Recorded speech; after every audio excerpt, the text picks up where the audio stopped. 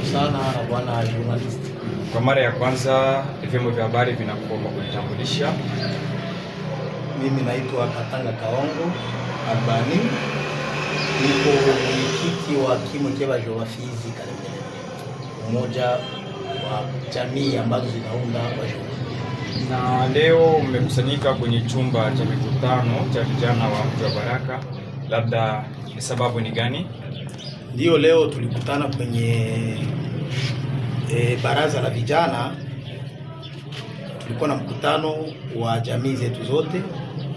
Sisi shirika kama vile shirika la jamii tuko na mipango mbalimbali ambayo tunaipangilia kwa ajili ya kutafuta amani, maendeleo ya kuishi pamoja na jamii zingine, na vile vile kwa kutatua shida ambazo jamii zetu zinakumbwa.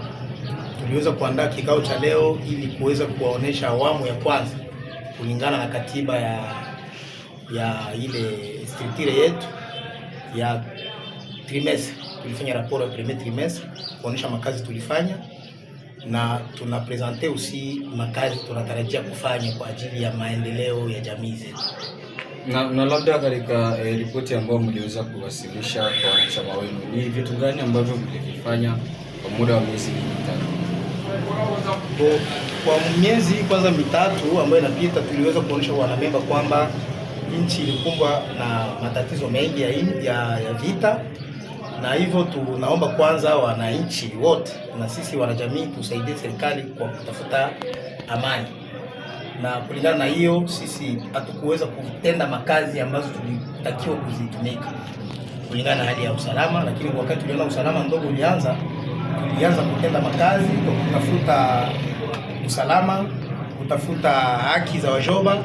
Tulionana na wakuu viongozi mbalimbali wa nchi kupeleka malalamiko kulingana na shida zinazokumba jamii ya Wajoba. Hiyo ni awamu ambayo tulionyesha makazi mbalimbali tuliweza kuzifanya kwa hizi miezi mitatu. Na labda kwenye kikao hichi cha Kimwe Cheba Joba kulikutanana kabila ngapi? Kikao hichi kumekutanana kabila 6 ikiwemo Wamasansi, kabila la Wabwari, kabila la Wagoma, kabila la Wabuyu, kabila la Wavira na kabila la Waluba. Zote zipo hapa kwa sababu zimeunda ule muundo. Na labda ni mipango kazi gani ambayo hasa mnaipangilia kwa wakati ujao? Ndio maana tulifanya tena kikao hichi kwa kuonyesha kwamba kuna mipango ambayo tunatakiwa kufanya atanke association communautaire. Nguvu za association ni ile communauté zake, ndio maana tuliita zile communauté zitaonyesha kama tutakuwa na mipango, tutaendeleza kupangilia mipango ya maendeleo ya jamii kwenye eneo ya lokali. Tutajenga ofisi zetu ili tuonekane, sababu sisi tunatumika katika maeneo hii, hatuna ofisi yenye iko clear. Tutatia ofisi ili serikali au mashirika zingine zikitaka kututafuta zitupate kwa urahisi. Tuliomba jamii zitie nyundo ili ile eneo iweze kupatikana.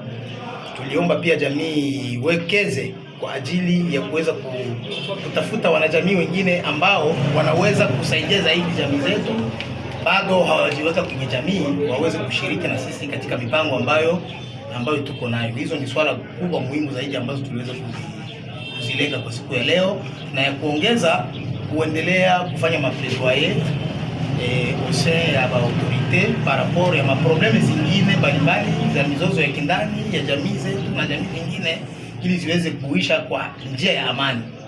Na labda una neno gani kwa wale ndugu zako ambao ni Kimwe Cheba Joba ambao hawako na jumuika katika vikao vyenu mnavyokuwa mkiandaa mara kwa mara? Neno lako fupi. Neno fupi ni kusema kama wao d'office ni wanamemba, na kikao hichi sio cha kwanza. Tunawaita waendelee waje kwenye vikao vingine tuzifanye, kwa sababu vikao ni vya kwao.